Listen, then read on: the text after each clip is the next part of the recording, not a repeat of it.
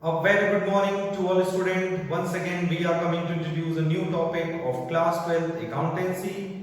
As you know very well, in the last few videos, we already discussed a lots of the theoretical as well as the practical concept related to the chapter number 7 and the first chapter of the volume 2, that is an issue of share, which are covered under the company's account.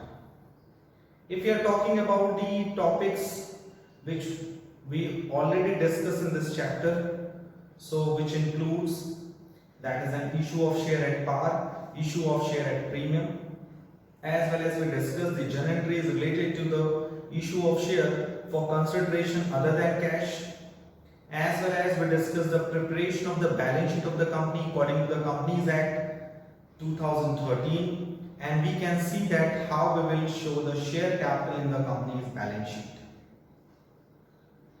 And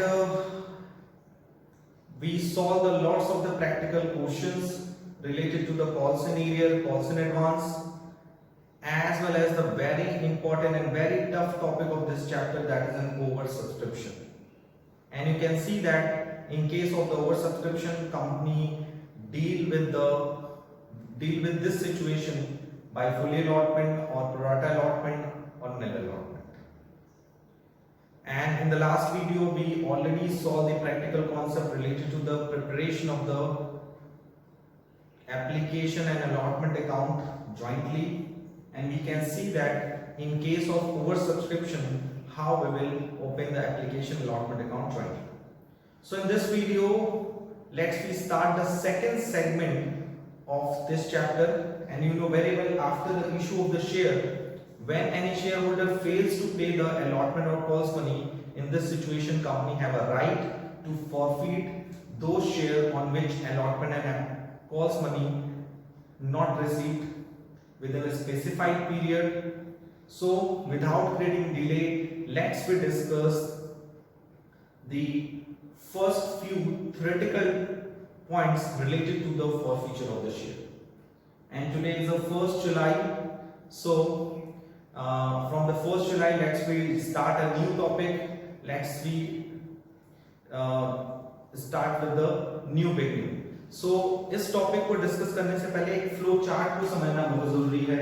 You can see that if we are talking about the issue of share, so you know very well, at the time of the issue of share, company decided the purpose. Number second, the value at which company issued its share, and number 3, how much amount called up of the share. If we are talking about the issue of the share, you can see that company have a two purpose for issue of share: for cash, for other than cash, which is also known as issue of share for consideration other than cash. And if you are talking about the value, so you can see that company issued its share at par or at premium. And number third point related to the for issue of share is when company issued its share, so company called the amount of the share in lump sum. It means all amount of the share called up by the company in one installment, and second is company called up the amount of the share in installment. It means on application, on allotment and on calls.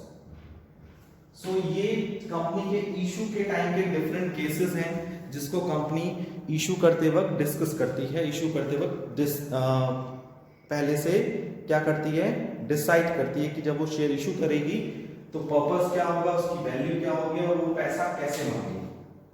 After the issue of share, you know very well, there will be a calls in area. Calls in area means when any shareholder fails to pay the amount of the share, चाहे company allotment ना दे, calls ना दे, first call ना दे, final call ना दे, कुछ भी ना दे, तो कंपनी 14 डेज का नोटिस पीरियड देती है to the share holders.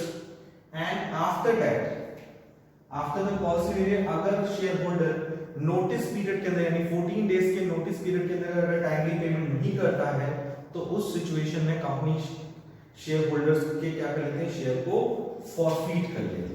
So which is known as a forfeiture of share. So in today's video, firstly we revised what are the basic and theoretical concepts related to the forfeiture of the share, and after that let's we move to the journal entry. How we will pass the journal entry at the time of the forfeiture of the share in the different situation. Okay, so please note down this flow chart in your copy properly, and let's we discuss the basic theoretical concept related to the forfeiture of the share, and thereafter we will discuss about the journal entry passed at the time of the forfeiture of the share.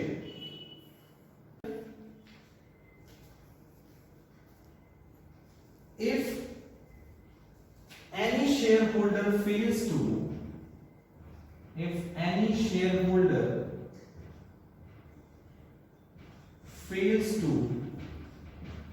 pay the due amount on calls or allotment or both. If any shareholder fails to pay the due amount on calls or allotment or both within the specified period,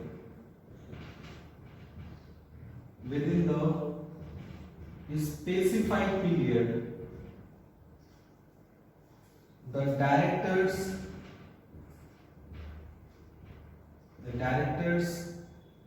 may cancel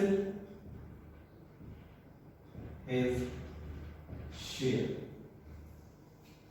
This is called forfeiture of share. So basic meaning of forfeiture of share मतलब कि जब कोई share holder calls का पैसा या allotment का पैसा या दोनों पैसा जो कंपनी ने कॉल्ड अप किया है स्पेसिफाइड पीरियड के अंदर पे करने में कैपेबल नहीं होता, नहीं दे पाता, तो सिचुएशन में डायरेक्टर्स के पास ये पावर होता है कि वो उनके शेयर्स को कैंसिल कर सकते हैं। जैसे कि एक स्टेप बाय स्टेप समझिएगा। सबसे पहले कंपनी क्या करती है, इशू करती है, शेयर इशू करती है। इशू करने के बाद कंपनी को एप्लीकेशन होते हैं, पब्लिक अप्लाई करती है शेयर के लिए। उसमें कई सिचुएशन है, अंडर सब्सक्रिप्शन, ओवर सब्सक्रिप्शन। उस सब को करने के बाद कंपनी क्या करती है, शेयर इशू करने के बाद पब्लिक क्या करती है, उस शेयर्स को अप्लाई करती है। फिर after the apply of the share, company with the help of the different provision and different way company shares को क्या करती है, शेयर होल्डर्स को कंपनी शेयर क्या करती है, अलॉट करती है, जिसे हम बोलते हैं allotment of the share. After the allotment of the share, you know very well, पहले तो शेयर होल्डर क्या करता है, शेयर को अप्लाई करने के लिए कंपनी को क्या देता है, एप्लीकेशन मनी देता है। तो एप्लीकेशन पे जनरली एरियर नहीं होता, लेकिन जब कंपनी अलॉटमेंट ड्यू करती है, यानी after the allotment of the share, company calls the allotment money. So allotment हो गया या फिर कॉल्स मनी हो गया। कंपनी कॉल्स या अलॉटमेंट क्या करती है, ड्यू करती है, यानी कि after the allotment of the share company share holder से अलॉटमेंट मांगती है या फिर कॉल्स मांगती है। मतलब अलॉटमेंट अगर मिल गया तो फिर कॉल्स मांगेगी। और मान लीजिए इसके बाद क्या हो गया, कॉल्स इन एरियर हो गया। कॉल्स इन मतलब शेयर होल्डर्स ने अलॉटमेंट ड्यू हुआ, पैसा नहीं दिया, फर्स्ट कॉल ड्यू हुआ नहीं दिया, फाइनल कॉल हुआ नहीं दिया, उसके बाद भी कंपनी चांसेस देती है शेयर होल्डर्स को कि आप टाइमली यानी विद इन स्पेसिफाइड पीरियड आप शेयर होल्डर का क्या कर दें, पेमेंट करें विद इंटरेस्ट ऑन कॉल्स इन। आपको पता होना चाहिए कि कंपनी कॉल्स इन एरियर पे डिमांड करती है, ठीक है। कॉल्स इन एरियर होने के बाद कंपनी शेयर होल्डर से कहती है कि यू डोंट वरी, अगर आपके पास उस टाइम पैसा नहीं था तो you will take the time and pay the allotment money और calls money within a specified period with interest on calls in arrear. और उसके बाद भी अगर शेयर होल्डर तब भी क्या करता है, फेल्स कर देता है, नहीं पे करता है, पैसा पे नहीं करता, उस सिचुएशन में फिर कंपनी क्या करती है, उनके शेयर को फॉरफिट कर देती है। So basically I hope this diagram helps to understand the concept of the forfeiture of share. Forfeiture of share is a situation where shareholder pays the amount due on calls or allotment or both within a specified period. Company ने आज share issue किया, public ने उसको apply किया, public ने apply किया तो under subscription है तो कोई इशू नहीं है, लेकिन अगर अंडर ओवर सब्सक्रिप्शन है तो company fully allotment 5 crore allotment and nil allotment के हेल्प से क्या करेगी, शेयर अलॉट करेगी एंड अलॉटमेंट मनी मांगेगी। मान लीजिए शेयर होल्डर ने अलॉटमेंट मनी दे दिया, फिर उस company first call final call demand करेगी। अब फर्स्ट कॉल फाइनल कॉल के टाइम पे शेयर होल्डर ने क्या कर दिया, एरियर कर दिया, मतलब नहीं पे किया। मान लीजिए उस टाइम शेयर होल्डर के पास पैसा नहीं था, तो कंपनी फिर एक चांस देती है टू द शेयर होल्डर्स कि you will pay the balance amount और arrear amount with interest on call, से मतलब इंटरेस्ट के साथ पे कर दो। अगर उसके बाद भी शेयर होल्डर टाइमली पे नहीं करता है, फेल्स कर जाता है, तो सिचुएशन में कंपनी के पास या डायरेक्टर्स के पास ये राइट होता है कि वो शेयर होल्डर्स के शेयर को क्या कर सकती है, फॉरफीट कर सकती है। So this is called forfeiture of share. So basically it is also given in book कि कंपनी किसी भी शेयर को फॉरफीट करने से पहले मिनिमम 14 डेज का नोटिस पीरियड देती है। यानी यहां पर कंपनी अगर फॉरफीट कर रही है शेयर का, तो फॉरफीट करते वक्त वो 14 डेज का क्या करती है, नोटिस पीरियड भी देती है। ये बात अपने दिमाग में रख लीजिएगा। यानी कि लास्ट टाइम कंपनी क्या करती है, अपने शेयर होल्डर को 14 डेज का नोटिस पीरियड देने का मतलब है 14 डेज का टाइम देती है और उसे वार्निंग लेटर देती है या नोटिस पीरियड नोटिस देती है कि यू पे द बैलेंस अमाउंट और arrear amount with interest on calls arrear within 14 days. अगर तब भी शेयर होल्डर 14 डेज के अंदर पेमेंट कर देता है तो कंपनी उसके शेयर को फॉरफीट नहीं करती। लेकिन हाँ, अगर कंपनी ने नहीं किया, शेयर होल्डर ने टाइमली पेमेंट नहीं किया, तो सिचुएशन में कंपनी उसके शेयर को फॉरफीट कर लेगी। और फॉरफीट में एक चीज मैं बताऊं आपको, एक सबसे इंपॉर्टेंट बात यह है कि अगर किसी शेयर होल्डर ने एप्लीकेशन दे दिया, अलॉटमेंट दिया और कॉल्स नहीं दिया, तो अगर कॉल्स बार बार मांगने के बाद या नोटिस पीरियड देने के बाद भी अगर शेयर होल्डर टाइम नहीं पे करता है, तो जो एप्लीकेशन अलॉटमेंट मनी है वो कंपनी क्या कर लेती है, जब्त कर लेती है। तो ये बात ध्यान रखिएगा कि अगर आपसे कोई पूछे कि eight the time of the forfeiture of the share company कितने डेज का नोटिस पीरियड देती है, 14 डेज का। 14 डेज का नोटिस पीरियड का मतलब कि शेयर होल्डर को वार्न करती है कि you will pay the balance amount और arrear amount with the interest on calls and arrear within 14 days of the notice. So आपका शेयर फॉरफीट नहीं होगा। After the forfeiture of the share, name of shareholder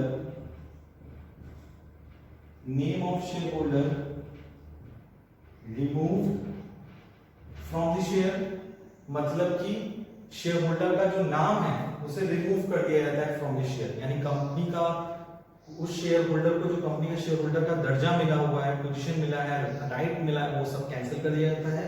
and number second, amount already paid on such share, amount paid on such share also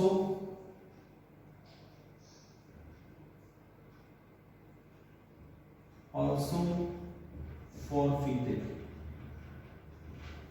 Such amount already paid on such share by him also forfeited। मतलब उस share पे अभी तक share holder ने जितना भी पैसा दिया होगा, चाहे एप्लीकेशन दिया हो, चाहे अलॉटमेंट दिया हो, कुछ भी दिया हो, वो सारा पैसा कंपनी क्या कर लेती है, फॉरफीट कर लेती है। So this is the basic information related to the forfeiture of the share. Please note down.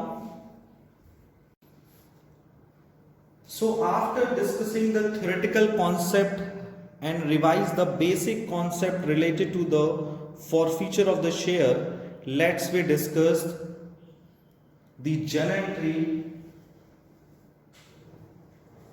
related to the forfeiture of the share. Journal entries related to the forfeiture of share, यानी जब company application मांगती है, company को application मिल जाता है, on the base of the application company share को allot करती है एंड अलॉटमेंट कॉल्ड अप करती है। And if any shareholder fails to pay the amount of the allotment, or if any shareholder fails to pay the amount of first call or final call, in this situation company have an option to forfeit such share. यानी company share को क्या कर सकती है, forfeit कर सकती है. So it is known as a forfeiture of the share. And in this situation, when we pass the journal entry related to the forfeiture of the share, so there are two cases. यानी कि जब भी हम share को forfeit करेंगे, so we analyse the two situation very specially. यानी कि बहुत ही ध्यान से इस टॉपिक को समझिएगा कि जब कोई कंपनी किसी शेयर को फॉरफीट करती है, then company is thinking about the two cases when share are issued at par, when share are issued at par, and number second, when shares issued at premium. यानी जब कोई company किसी share को forfeit करती है तो उस time पे जनरल एंट्री पास करते वक्त आपको ये देखना है कि वो शेयर किस पे इशू हुआ है, पार पे इशू हुआ है कि प्रीमियम पे इशू हुआ है। इट मींस अगर कोई कंपनी शेयर को फॉरफीट करती है और वो शेयर पार पे इशू हुआ है, so at this time the journal entry will be share capital account debit to share forfeiture to calls in arrear. तो सिचुएशन में एंट्री क्या पास होती है, share capital account debit to share forfeiture to calls in arrear. Is that clear? So अगर ध्यान से समझिएगा, अगर कोई कंपनी शेयर को फॉरफीट करती है यानी आपको फॉरफीचर की एंट्री पास करनी है, तो आपको ये देखना है कि वो शेयर पार पे इशू हुआ है कि प्रीमियम पे इशू है। अगर शेयर पार पे इशू हुआ है तो जनरल एंट्री आपको आंख बंद करके कर देनी है, share capital debit to share forfeiture to calls in arrear. Share capital के सामने लिखना है कॉल्ड अप अमाउंट, यानी जिस शेयर को आपने फॉरफीट किया उस पे कितना आपने पैसा मांगा है, कॉल्ड अप अमाउंट। फॉरफीचर के सामने आपको लिखना है पेड अप अमाउंट, कितना पैसा आपको मिल गया है। और एरियर के सामने लिखना है एरियर अमाउंट, यानी उस शेयर पे आपको कितना पैसा नहीं मिला है।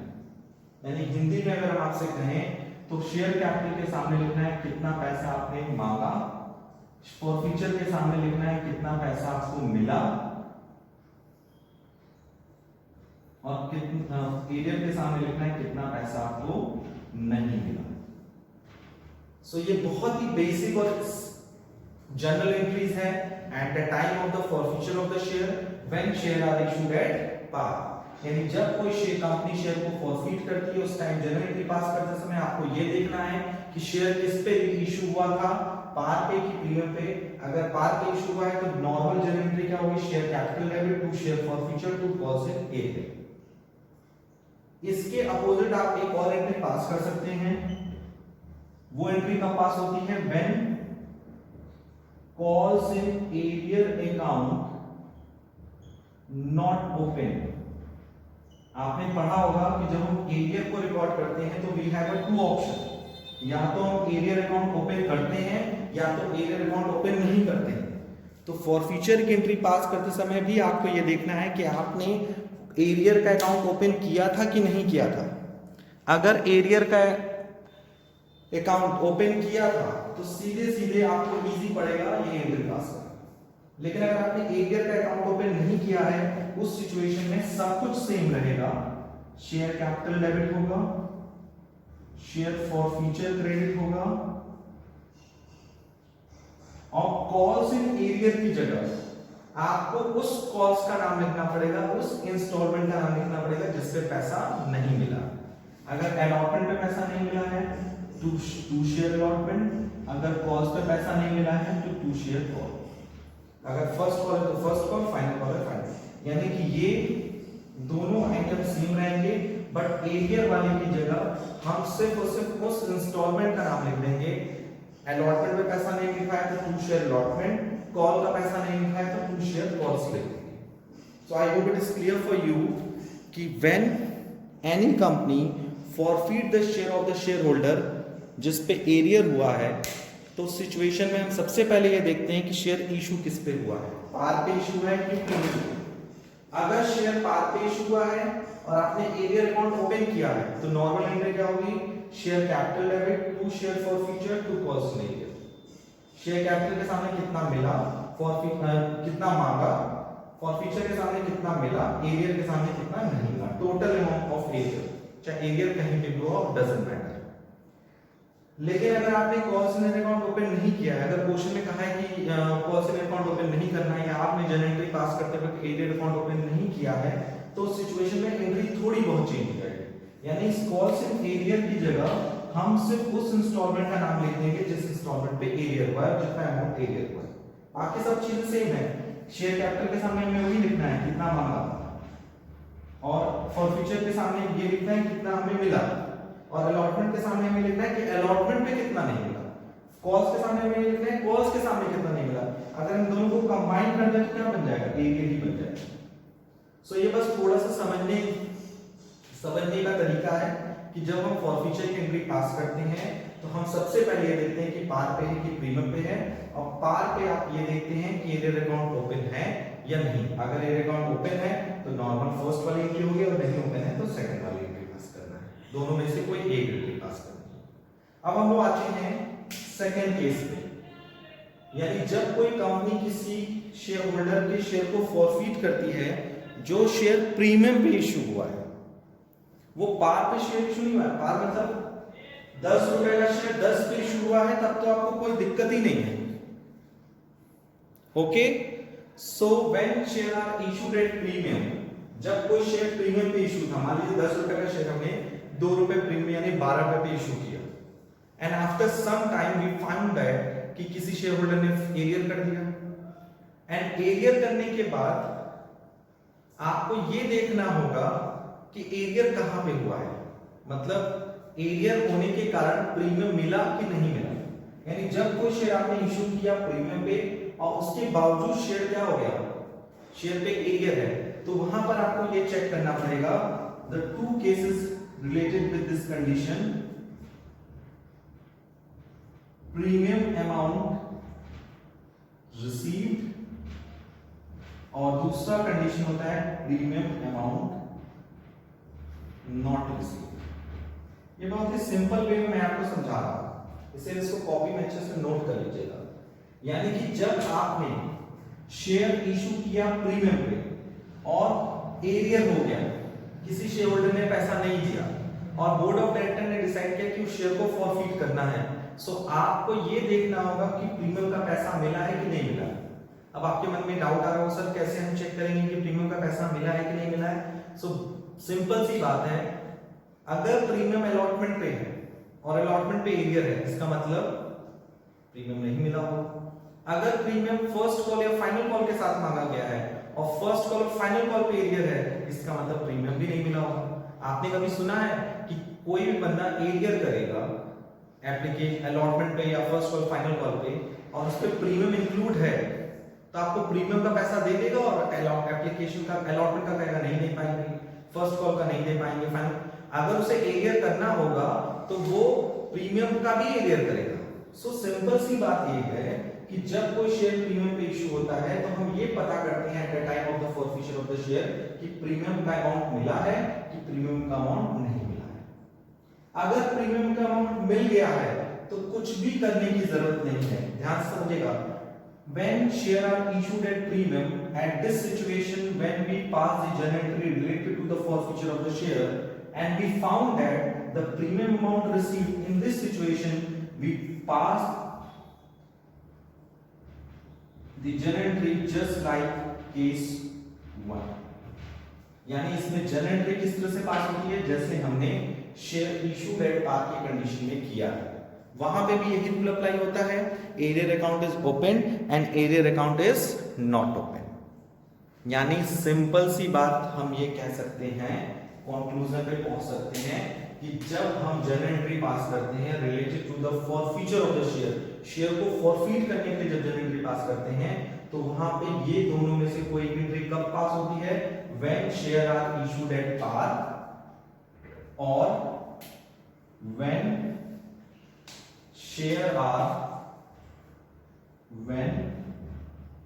shares are issued at premium and premium amount received। यानी ये दोनों में से कोई एक एंट्री, कॉल्सन अकाउंट ओपन है या कॉल्सन अकाउंट ओपन नहीं है, जैसी भी सिचुएशन रहेगी उस सिचुएशन में से कोई एक एंट्री कब पास होगी, जब शेयर इशूड होगा पार पे, या जब कोई शेयर इशूड होगा प्रीमियम पे और प्रीमियम का पैसा मिल जाएगा। यानी अगर कोई शेयर प्रीमियम पे इशूड है और प्रीमियम का पैसा मिल गया है तो उसे हम जस्ट कैसे ट्रीट करेंगे कि वो शेयर किस पे इशू था, पार पे इशू था। सो मुझे लगता है कि आपको 50% बात समझ में आ गई होगी। अब हम लोग चलते हैं बाकी 50% की बात। बाकी 50% की बात क्या है कि when share are issued at premium, यानी जब कोई शेयर इशूड है प्रीमियम का and premium amount is not received, and premium amount not received, मतलब आपको प्रीमियम का पैसा नहीं मिला है, तो उस सिचुएशन में क्या करेंगे सर? उस सिचुएशन में आपकी एंट्री केस 1 से थोड़ी सी डिफरेंट होगी। क्या इंक्रीज होगी? उस सिचुएशन में जनरल एंट्री होगी share capital debit security premium reserve debit to shares forfeiture to calls in arrear. Entry में आपको दिख रहा होगा दोनों एंट्री में डिफरेंस क्या है? दोनों एंट्री एक ही केस से रिलेटेड है। When calls in account is open, तो कॉल्सन अकाउंट ओपन होगा और प्रीमियम का पैसा यहां पे शेयर किस पे इशू था, पार पे या प्रीमियम पे भी इशू था, लेकिन प्रीमियम का पैसा मिल गया था तो वहां हमने प्रीमियम कहीं नहीं शो किया। लेकिन यहां पर आप देख रहे हैं कि जब हमने शेयर इशू किया प्रीमियम का और प्रीमियम का पैसा नहीं मिला है, सो इन दिस सिचुएशन प्रीमियम को हम डेबिट कर देंगे। इशू के टाइम प्रीमियम क्या होता है? क्रेडिट। तो फॉर फ्यूचर के टाइम अगर प्रीमियम का पैसा नहीं मिला है तो वो क्या हो जाएगा? क्रेडिट। सो यहां पर हम शेयर कैपिटल के सामने वही लिखेंगे, कॉल्ड अप अमाउंट, कितना अमाउंट कॉल्ड अप हुआ, इसमें लिखेंगे प्रीमियम के सामने जितना प्रीमियम रिसीव नहीं हुआ। मान लीजिए एक शेयर 10 रुपए का था, 3 रुपए प्रीमियम पे इशू हुआ, 2 रुपए प्रीमियम का मिल गया, 1 रुपए नहीं मिला, तो जो प्रीमियम का पैसा नहीं मिला वही हम डेबिट करेंगे। ऐसा नहीं कि पूरा 3 का 3 रुपए डेबिट करेंगे, नहीं। The part of the premium amount which is not received it will be debited eight the time of the forfeiture of the share. And forfeiture के सामने हम वही लिखते हैं जितना हमें पेड हो गया और जितना हमें पेड नहीं हुआ। So this entry will be passed when share are issued at premium and premium amount not received. Apart from this, अगर एरियर अकाउंट ओपन नहीं है, यहां तो एरियर अकाउंट ओपन था इसलिए मैंने एंट्री पास की, when calls in arrear account is not open, when calls in arrear account not open, तो एंट्री सेम रहेगी। वही चीज मैंने आपको बार बार समझाई है कि एरियर की जगह, कॉल्स इन एरियर अकाउंट को क्रेडिट करने की जगह हम उस इंस्टॉलमेंट का नाम लिखेंगे जिस पे एरियर हुआ है। यानी एंट्री 100% सेम रहेगी, पर थोड़ा सा डिफरेंस आएगा। Share capital debit security premium reserve debit to share forfeiture to share allotment to share calls. यानी शेयर कैपिटल के सामने जितना हमने कॉल्ड अप किया शेयर का पैसा, सिक्योरिटी प्रीमियम के सामने वो वैल्यू, शेयर जो प्रीमियम पे इशू हुआ था प्रीमियम का पैसा नहीं मिला, फॉर फ्यूचर के सामने जितना पैसा हमें मिल गया, अलॉटमेंट के सामने अलॉटमेंट पे जितना एरियर हुआ और कॉल्स के सामने जितना कॉल्स पे arrear. So it is a very important topic for us, please note down.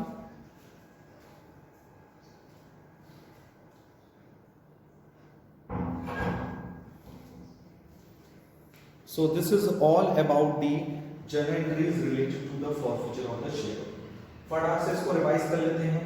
सबसे पहले आपने ये डिस्कस किया कि what is the meaning of forfeiture of the share. जब कोई शेयर होल्डर एप्लीकेशन पे चाहे अलॉटमेंट पे, सॉरी एप्लीकेशन पे एरियर नहीं होता, सॉरी फॉर दैट, अलॉटमेंट पे, फर्स्ट कॉल पे, फाइनल कॉल पे इंस्टॉलमेंट देने में फेल हो जाता है, तो उस सिचुएशन में हम जब भी जर्नल एंट्री पास करते हैं, यानी कि हम शेयर होल्डर के पास ये ऑप्शन होता है कि 14 डेज का नोटिस पीरियड देके वो शेयर होल्डर्स के शेयर को क्या कर सकता है, फॉरफीट कर सकता है।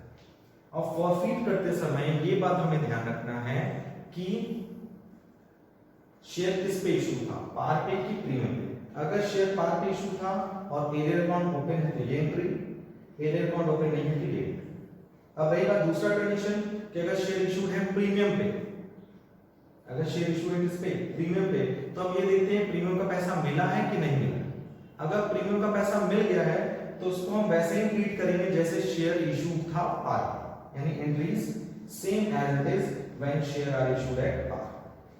वहीं सेकंड कंडीशन में कि when share are issued at premium and premium not received, in this situation entry में बस आपको सिक्योरिटी प्रीमियम रिजर्व को डेबिट कर देना है। Share capital security premium reserve to share forfeiture to person, ये this entry will be passed when share are issued at premium and premium amount is not received and personal account is open, and when personal account is not open so the entry will be changed, यानी personal area की जगह हम उन सारे instalment को credit करेंगे जिस पे हमें पैसा नहीं मिला है। So please note down